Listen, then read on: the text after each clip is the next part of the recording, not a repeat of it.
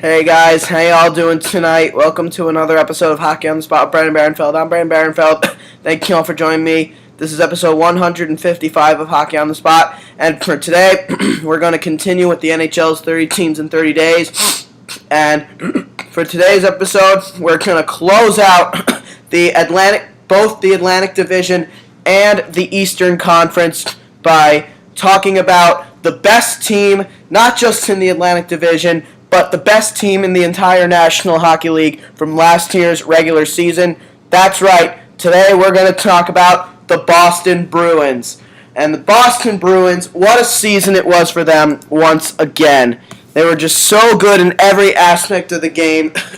And after making probably the biggest trade of the offseason last year with the Dallas Stars, sending Tyler Seguin and Rich Peverley, as well as a prospect to the Stars in exchange for Louis Eriksson, and then prospects Riley Smith and Matt Frazier, and a pick as well. Actually, no, I believe they actually got Joe Morrow. I think they actually got as well.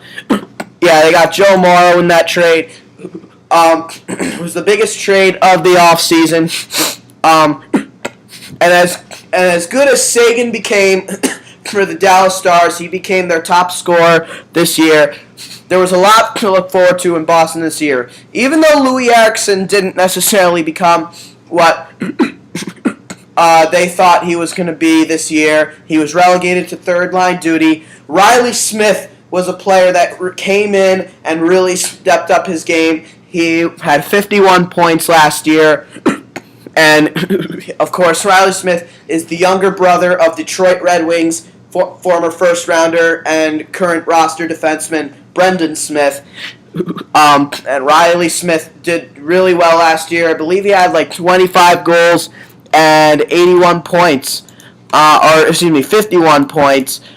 So Riley Smith was really good last year. 20 goals and 51 points. A plus 28 rating, and 146 shots on goal while only having 14 penalty minutes. And he was decent enough in the playoffs as well. Through 12 games played, 4 goals, 1 assist, 5 points, a plus 5 rating, no penalty minutes, and 26 shots on goal. So he was a really effective performer for the Bruins last year. And then, of course, both Matt Frazier and Joe Morrow are two promising players that are going to come up and really help the team. Hopefully Louis Eriksson will be better. So there was a lot to look forward to last year for Boston. Every aspect of their team was pretty much perfect. And, of course, Tuukka Rask was probably the MVP of it all. Oh, yeah, and they also had Jarome Iginla last year. And he had a major comeback year from the lockout-shortened year, tying with Patrice Bergeron for the team leading goals with 30. So Tuukka Rask had an unbelievable year, as I just said. He won the Vezina Trophy last year as the best goaltender in the National Hockey League, and rightfully so. He was the best goaltender in the league without a doubt.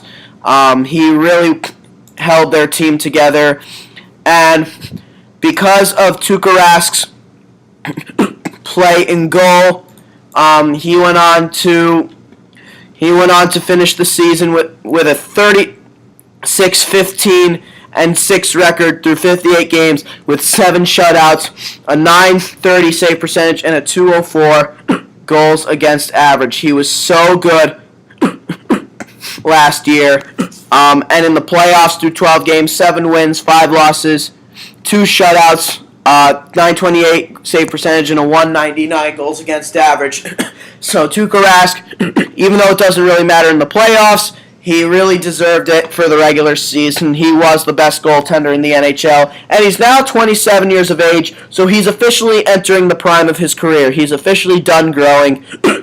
And so these next few years, these next 6 to 7 years are going to be the best years of Tuukka Rask's career. The best is yet to come for Tuukka Rask, in my opinion. He's going to be one of the best goalies in the world, And at the end of the year, the Boston Bruins finished with a 54-19-9 record, 170 points. That led the league.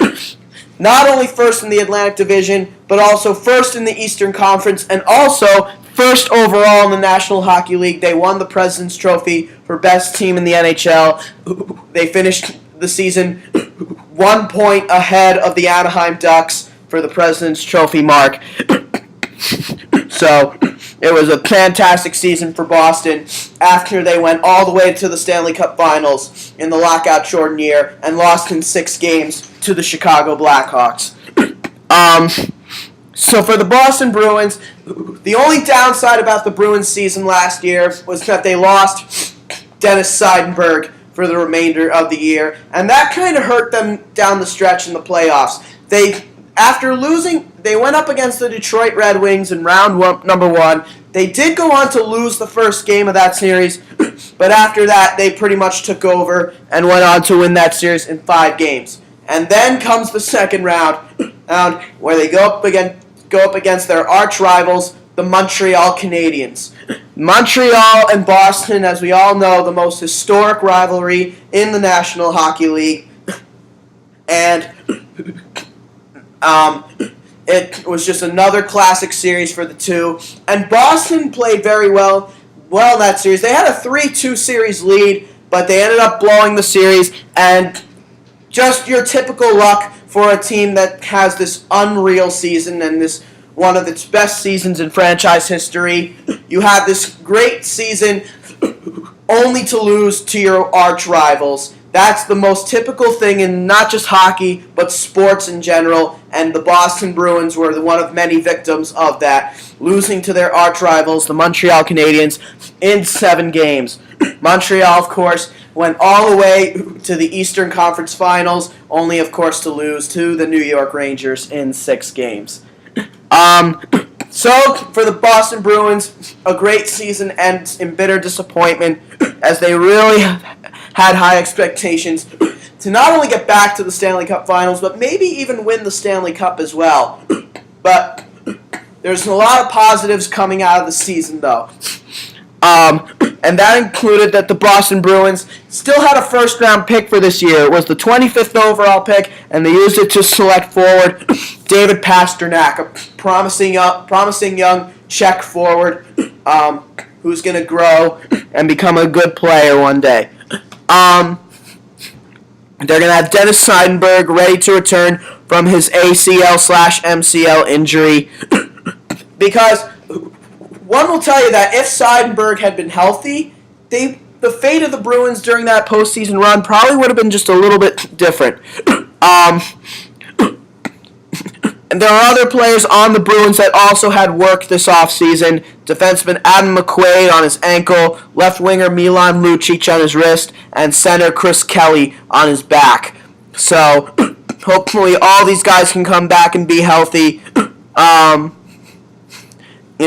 And if they do, now the Bruins have themselves a logjam on defense with Seidenberg and McQuaid healthy. Obviously, Zdeno Chara is the top defenseman on the team. They have Torrey Krug back there, Johnny Boychuk, Dougie Hamilton, Kevin Miller, Matt Markowski, and David Warsawski, a promising young prospect who's ready to play in the National Hockey League. So the Bruins have a lot going for them on the blue line. However, This offseason, however, has not been very kind to the Boston Bruins. They've been over the cap. They've had so many restricted free agents going into the offseason, and they pretty much re-signed everybody. Well, they still have a few restricted free agents, however. They still have 3 major restricted free agents in Torrey Krug on defense. He had 40 points last year. He was the top scoring defenseman among rookies. Riley Smith, who again, as I mentioned, was a very valuable, proven top 6 player for them last year. He's a restricted free agent. And then young up-and-comer Matt Frazier. Matt Frazier, who is ready to play in the National Hockey League for the coming year, is also a restricted free agent. So they got to get all 3 of these players signed, And the sad thing for the Bruins is that they have to do this while still being over the cap. They're over the cap as it is, which tells you that a trade or two will be coming in Boston. And it will most likely be a defenseman or two because of the logjam on defense. They can afford to trade a couple defensemen. The Boston Bruins, lost some key pieces from last year's team. They lost their trade deadline acquisition, Andre Mazzaros. They acquired him from the Philadelphia Flyers at the deadline last year. They brought him in to pretty much play Dennis Seidenberg's minutes. He went on to sign with the Buffalo Sabres. That's probably the least significant loss of them all, because the other three losses were pretty significant, and that included veteran fourth liner Sean Thornton, who went on to sign with the Florida Panthers, thus breaking up the Merlot line, arguably the best fourth line in the National Hockey League. Sean Thornton playing on that line with Gregory Campbell at center and Daniel Paille on the right side. And they also lost goaltender Chad Johnston, who was a proven backup goaltender last year. He really broke out last year and proved himself as a backup goaltender. He's now officially in the category of above average goaltender. He went on to sign with the New York Islanders over the offseason. And as I said, Sean Thornton went on to sign with the Florida Panthers, and Andre Mazzaros went on to sign with the Buffalo Sabres. Now, I don't think they were necessarily looking to bring any of those guys back, but the one player they were looking to bring back and really, really wanted to bring back that they lost was Jerome Iginla. Jerome Iginla still proved that he has a lot left in his tank. He just turned 37 on July 1st. On his birthday. He loved the city of Boston. His kids loved the city of Boston. He enjoyed playing there. And that's where he wanted to stay for the remainder of his career. But because of the money situation, and because Iginla did not want another one-year deal with bonuses, he wanted a longer-term deal. He knew he could not sign with Boston. He went on to sign a lengthy 3-year deal with the Colorado Avalanche. So Jerome Iginla, for his birthday, went on to sign with the Colorado Avalanche. So that's a big loss for the Boston Bruins. He meshed so well on the top line with David Krejci at center and Milan Lucic on the left wing side. He played the right wing side, taking Nathan Horton's spot. So that's a pretty big loss for the Bruins. They really wanted to bring him back. And unfortunately, to make matters worse for the Bruins, because of the fact that they're over the cap, they couldn't make any additions at all this offseason except just re-signing guys. They also lost some guys in the front office as well. They lost, including assistant general manager Jim Benning, who is now the general manager of the Vancouver Canucks. He was a big part of their team last year, so that's a pretty big loss. But the Bruins have to get themselves off the salary cap ceiling before the season gets underway on October 8th. So Pete Chiarelli, obviously not intent on doing a complete rebuild. He's very confident with what he has in the system, and rightfully so. This is a team that went to the Stanley Cup Finals 2 out of 3 years. And have the potential to get back there again this year, despite the losses, and despite the fact that they did not sign anybody this offseason. Nobody came to the Boston Bruins this year, although the Bruins did sign veteran forward Simon Gagne to a pro tryout contract earlier in the month. That's an interesting signing, which means it's not a legit contract yet. It's only for the preseason. But if he performs well, he could make the team. And this guy, as we know, Simon Gagne, has been a Bruin killer throughout his career. He did not play in the NHL at all last season. Last time he played in the NHL was the lockout-shortened year in a season that was split between the Los Angeles Kings, the team he went on to win the Stanley Cup with the year prior, and then most recently a short second stint with the Philadelphia Flyers. He was placed on waivers by the Kings, and the Flyers picked him up. And he did play better, but he has not been the same Simon Gagne since he left the Tampa Bay Lightning. Nobody wanted to sign him last year, but he wasn't ready to call it quits. He now has another chance to get back into the league with the Boston Bruins, and he really hopes he can make it work. And that would be interesting to see him, even though he's naturally a left winger. It would be interesting to see if Gagne can maybe take a role on the right wing side, playing with Milan Lucic and David Krejci. But other than that, that was really the only player that the Bruins sort of brought in this offseason, Simon Gagne, but only on a pro tryout basis. But expect that there will be a trade in Boston coming over the next month or so through training camp as well. Most likely on defense, because they're absolutely loaded on defense as it is. As we now go and take a look at some of the big questions regarding the Boston Bruins this offseason, and probably the biggest one of all, who will replace Jerome Iginla? Iginla was, of course, the original replacement for Nathan Horton, and now they have to get someone in to replace him. Louis Eriksson is a strong possibility, though he's naturally a left winger. Like the potential that Gagne has in camp, he can move to the right side and play on that line. But last year, he really picked it up at the end of last year. He played very well on the third line with Carl Soderberg and Chris Kelly. So, not necessarily sure if the Bruins really want to split that up. Riley Smith is obviously another option. Matt Frazier could be an option. It's going to be an interesting season for the Bruins from that perspective. And speaking of Louis Eriksson, can Louis Eriksson rebound? Last year, of course, he spent most of the year injured, and when he was healthy, he only had 37 points in 61 games, and he sustained 2 concussions. He wasn't the player that they're going to have this season and beyond, or at least for what is expected. I hope Louis Eriksson does get himself back in shape. He's a very talented player, great hands, great skating, controls the puck very well, an analytics type player. So if he can get his game up, that would be a great thing for the Bruins. Which forward prospect is ready for a promotion? Well, again, with both Iginla and Sean Thornton gone, they have a couple of guys.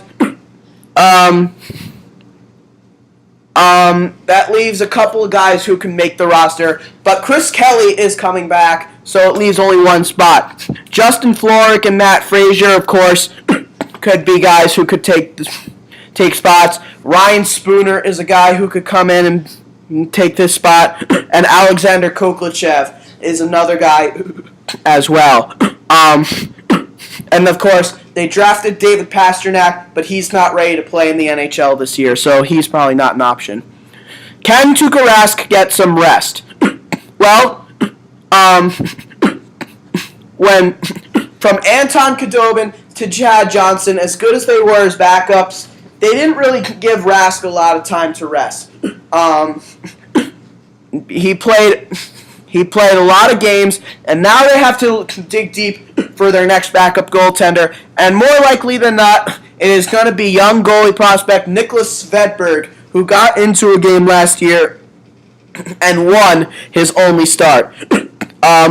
He is ready to play in the National Hockey League, and he will probably be the backup this season to Tuukka Rask. So Nicholas Svedberg, very skilled goaltender, so he'll help the Bruins out in that aspect. And which 6 defensemen will Peter Chiarelli pick? Obviously, as I said before, Zdeno Chara, Johnny Boychuk, Dennis Seidenberg, he'll be back healthy.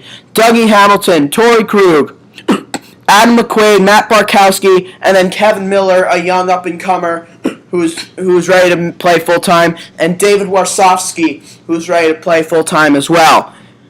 They have a lot of options on defense, Now it's up to Chiarelli to choose which ones are going to play and which ones are going to be traded. Because whichever ones don't play will probably be traded. Heard a lot of talks of Adam McQuaid being a guy being moved out and Johnny Boychuk a possibility as well. Those two would absolutely help a team in need of shutdown defensemen who could control the puck and skate really well and block shots. Johnny Boychuk is a shot-blocking machine. Adam McQuaid, more of a physical-type defenseman. So either one would really work out for any team willing to take them in a trade. But probably one of the big questions I have for the Bruins this year,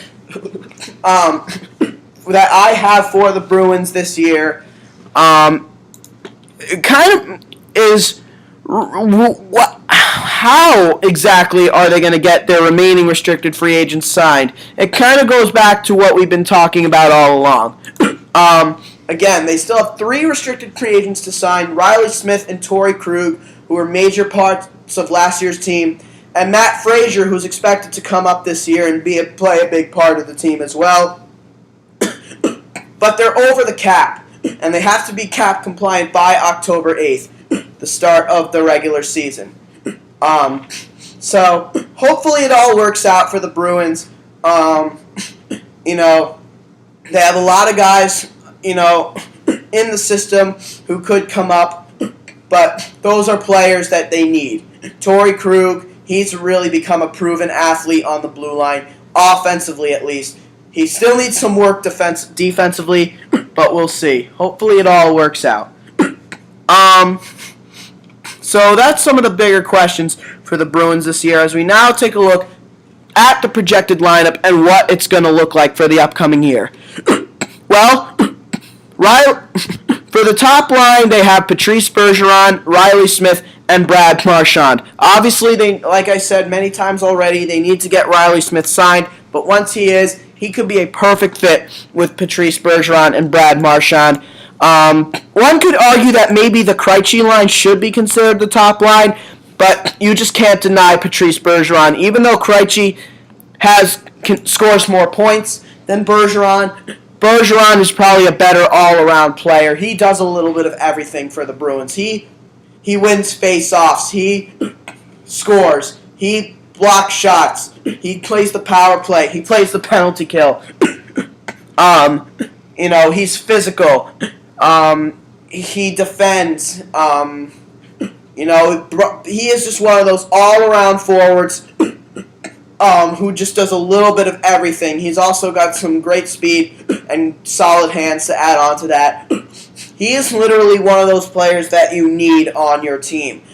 Whether he is considered a top-line center or not can be argued, but he is just one of those players that you absolutely need. You can't go without a guy like Patrice Bergeron. And of course, we all know Brad Marchand and what he can do. He is just an absolute pest out there.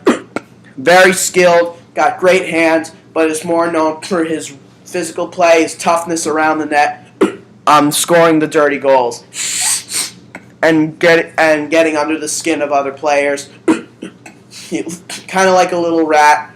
And then Riley Smith also is a young up-and-comer who's got potential to be a top 6 forward.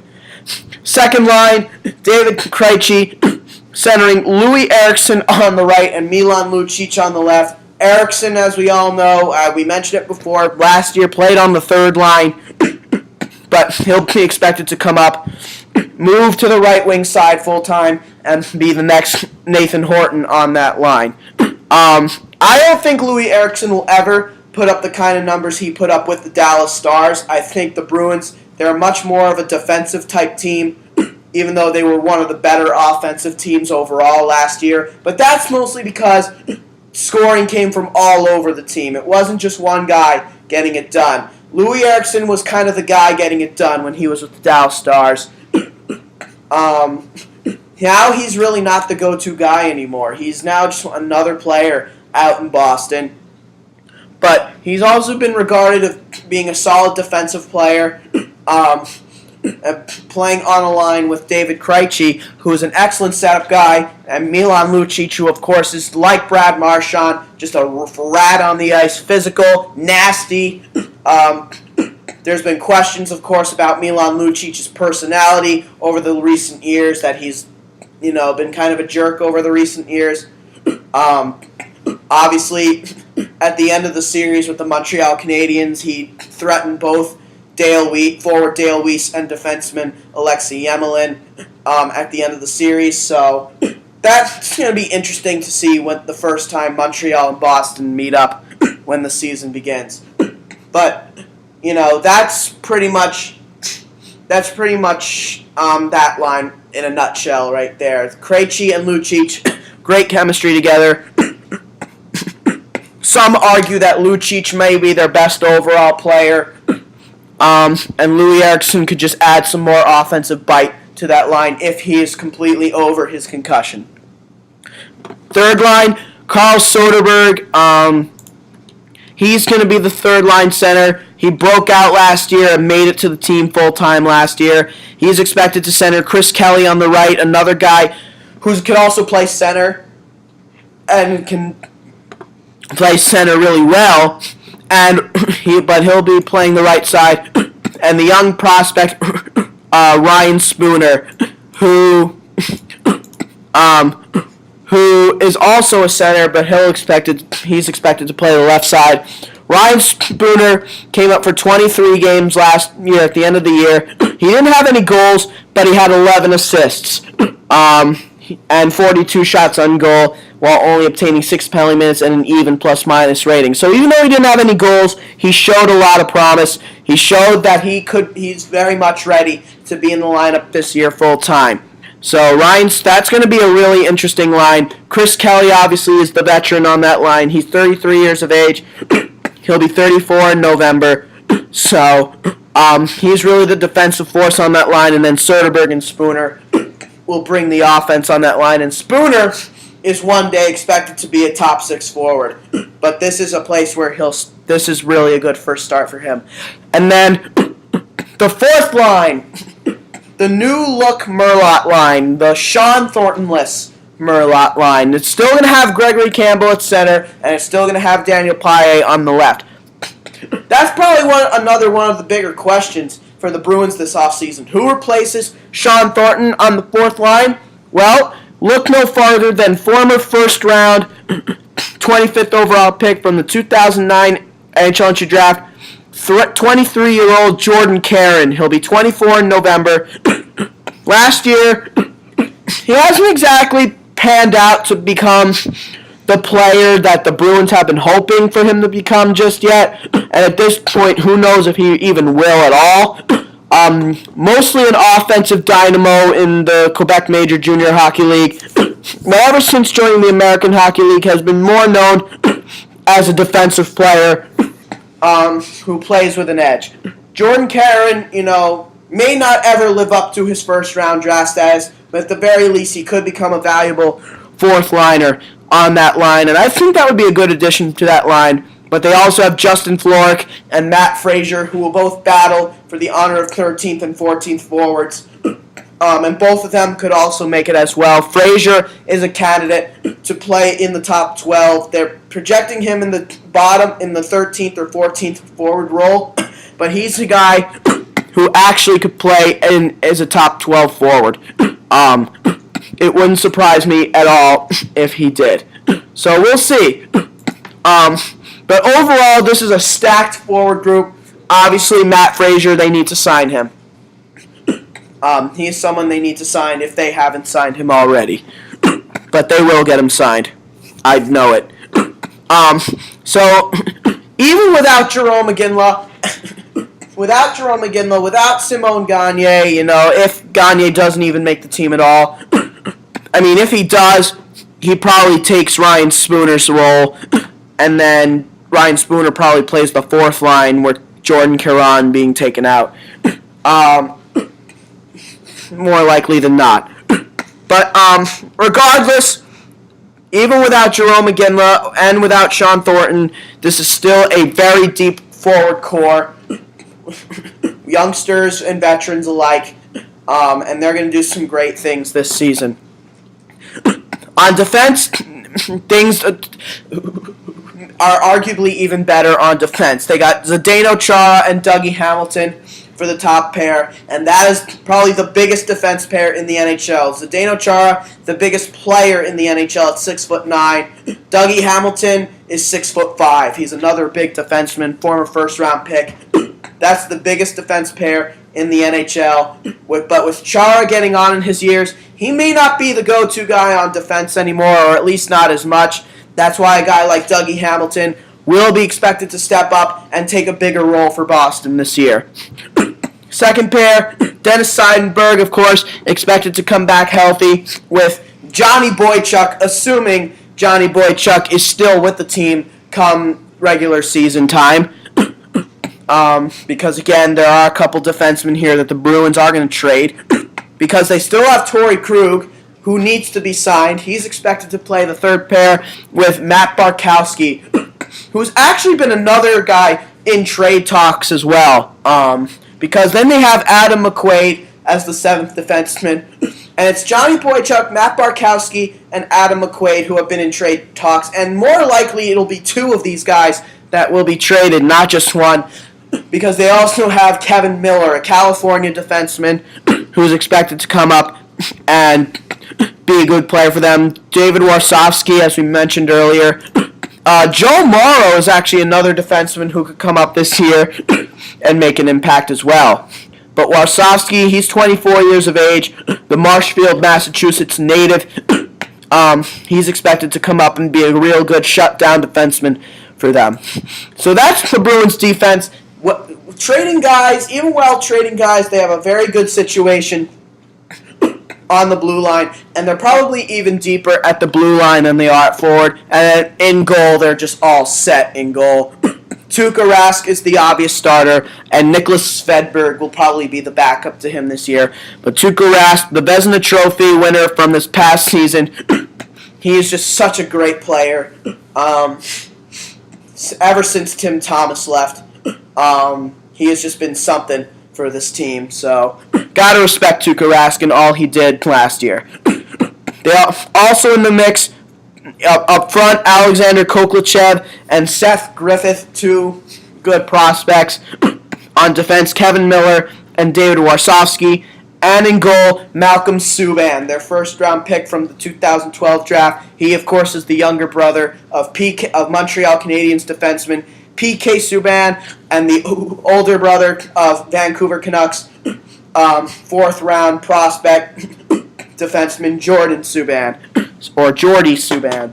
So, very good situation in Boston. There's really no weaknesses for this team, at least not one that I could point out. I mean, there may be some questions about their ability to score as many goals this year, without Jerome McGinley, their tied leading goal scorer from last year. That may be the big question for Boston as far as weaknesses go, but I don't think that's going to be an issue. I really don't. And also, if they're going to be physical enough. Well, I don't think that's an issue either, because Gregory Campbell is a very physical player. So, I don't think the Bruins have anything to worry about. As we now go and take a look at their top 10 prospects, I'd say this is a very good prospect pool. I don't think it's the best one in the division, but I'd say it's really good. I mean, now getting through all the Atlantic Division teams, I'd say they're better than the Toronto Maple Leafs. I think the Toronto Maple Leafs technically have the weakest prospect pool in the division, but that's not saying a whole lot, because for the Atlantic Division, reviewing this as a whole, through the three divisions we've done so far, the Atlantic Division has the deepest prospect pool of any division in the league. But the Tampa Bay Lightning, they definitely have the deepest prospect pool. Buffalo Sabres are second. I'd say the Detroit Red Wings are probably third. The Florida Panthers are probably fourth. I'd say The Ottawa Senators are probably 5th. Montreal Canadiens, 6th. Boston Bruins are probably 7th, and the Toronto Maple Leafs are 8th. So they're better than the Toronto Maple Leafs, and they're probably actually tied somewhat with the Montreal Canadiens. I'd say Montreal is just a little bit up there better. But every other prospect pool in the division is a lot deeper. I mean, that's just my opinion, because this is actually a tough division to dictate, because every prospect pool in this division this year is so deep. Even the Toronto Maple Leafs, who technically have the weakest prospect pool in this division, it's not really saying a lot because their prospect pool is really good compared to last year, where it was just one of the worst in the league. But going back to the Bruins, we look at their prospect pool. Ryan Spooner, their former second-round, 45th overall pick from the 2010 NHL entry draft, he is their top prospect. He had 11 goals, 35 assists, and 46 points through 49 games last year with the Providence Bruins of the American Hockey League. He's ready to step in and play full-time this year. There's no doubt about it. Malcolm Subban, he is their number 2 prospect. Alexander Koklachev is number 3. Joseph Morrow, number 4. David Pastrnak, number 5. David Warsofsky, number 6. Nicholas Svedberg, number 7. Zach Trotman, number 8. Brian Ferlin, number 9. And Anthony Camara, number 10. Anthony Camara, he represented Team Canada during the World Junior Championships back in 2013, I believe. And he is just nothing but a pest out there. He's going to be a well-known instigator in the league. Kind of like a Darcy Tucker, Sean Avery kind of player. But he will never be anywhere near as bad as Sean Avery was. But this is a really interesting prospect pool for the Boston Bruins. I mean, there's one guy not on this list, in Zane Gothberg, who was their 6th round pick at number 165th overall during the 2010 NHL entry draft. He's native of Grand Forks, North Dakota. He just missed making this list. So for the Bruins, you could almost say it's a top 11 prospect pool, because Zane Gothberg would be number 11. He's their top prospect, not on this list. But of all these top 10 prospects, even though Ryan Spooner is number 1, the prospect that, in my opinion, is probably my highlight prospect, the one that's always caught my eye, after really thinking about it, and Boston's prospect pool, mind you, is a very hard one to choose from, but after really thinking about it, I probably have to say my highlight prospect is their number 3 prospect, center Alexander Koklachev. He was their 2nd round pick from the 2011 NHL entry draft at number 40th overall. He played 65 games for the Providence Bruins last year and had 21 goals, 36 assists, and 57 points. So he's more of a playmaker. And last year, he also was rewarded with 1 game for the Bruins. That was a road game against the New Jersey Devils. He had 2 shots on goal. It was the last game of the year, actually. He had 2 shots on goal in that game and also had a penalty in that game. So he looked pretty good, even though he really didn't do anything offensively. But this is a Russian player with a lot of skill, a lot of talent, great hands, great passing ability. He's one of those Russians who knows how to pass, when we all know Russians are mostly known for their goal scoring. This one's more known for his passing. He represented Team Russia during the 2013 World Junior Championships and helped them to win a bronze medal. He's a promising young prospect on the rise. He's still probably another year away from making it full-time, but you can expect he's going to make this team real soon, and he's going to balance out their lineup. He really is. So, and just his skill set, despite the fact that he's only 5'11", 184 pounds, and he's another center who could be moved to wing during training camp because of how many centers they have.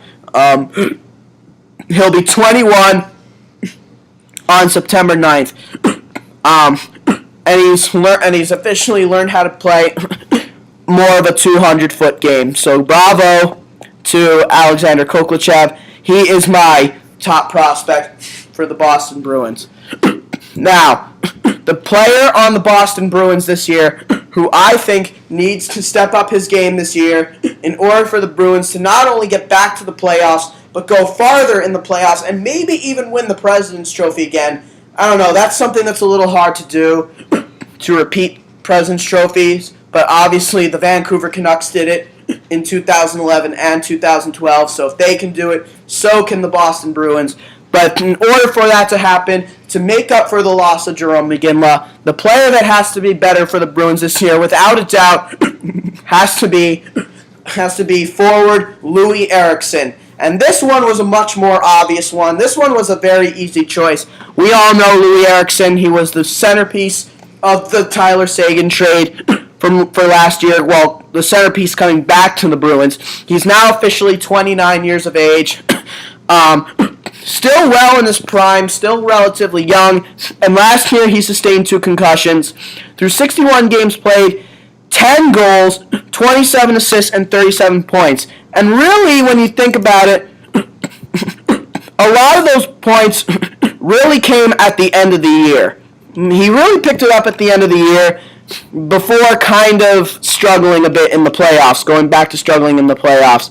But during the regular season, he had 6 penalty minutes and 115 shots on goal. And through the playoffs, through 12 games played, 2 goals, 3 assists, 5 points, 4 penalty minutes, and 24 shots on goal. So he wasn't a very active part of the team last year. The only positive about him last year was both in the regular season and playoffs, he was a plus player. Through the regular season, he was a plus 14, and in the playoffs, he was a plus 1, so a plus 15 combined. So he was okay defensively, but Louis Eriksson much more known for being an offensive player with a great set of hands. And now that he's going to be expected to come up and possibly be their second line winger, playing on the line with David Krejci and Milan Lucic, a.k.a. the Bruins dynamic duo, he'll be the guy expected to take Jarome Iginla's spot.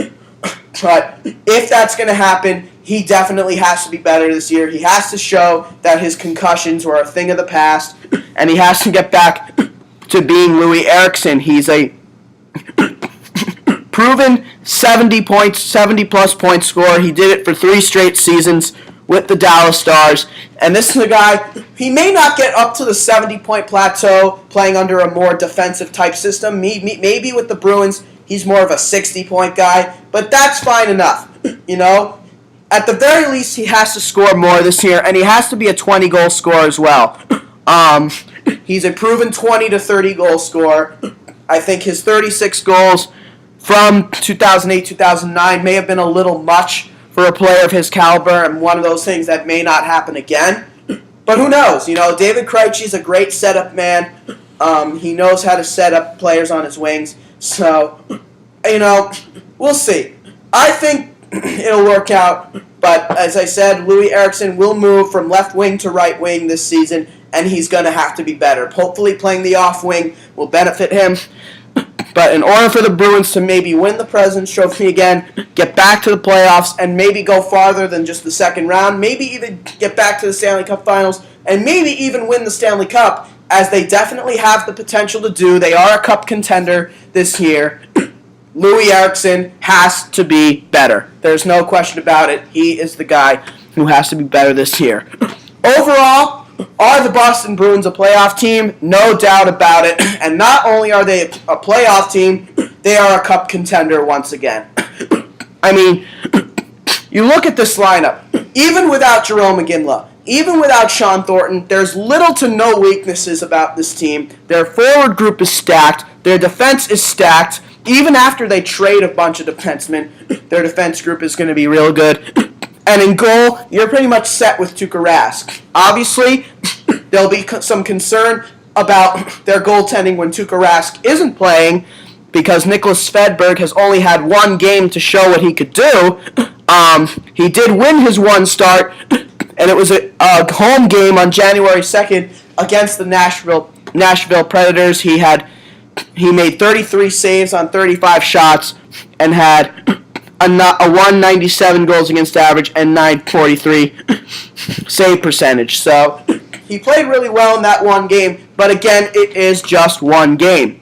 An undrafted goalie. He'll be 25 in September. 6 foot, 176 pounds. A right-handed goaltender, which is actually really rare to find. That may be the biggest concern for the Bruins, how their net presence is going to be when Tuukka Rask isn't playing, but that's probably the only weakness for the Bruins. Everything else is virtually untouchable for the Bruins. They have maybe the best well-rounded team in the National Hockey League, even though they technically didn't make any moves this offseason, and that does not include the pro tryout contract signing of Simon Gagne, who I actually think would only make their team better. I think he would get himself back in shape in Boston. If Jerome McGinley could do it, there's no doubt that Simon Gagne could do it.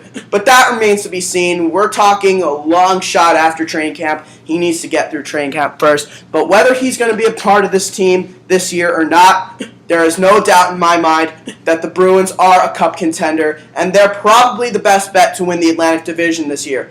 Now, obviously, they may have some competition this year because the Tampa Bay Lightning, as we all know, are a very improved team this year. And one could maybe even say that the Montreal Canadiens, despite the fact that they were one of the worst teams this offseason, they may contend as well.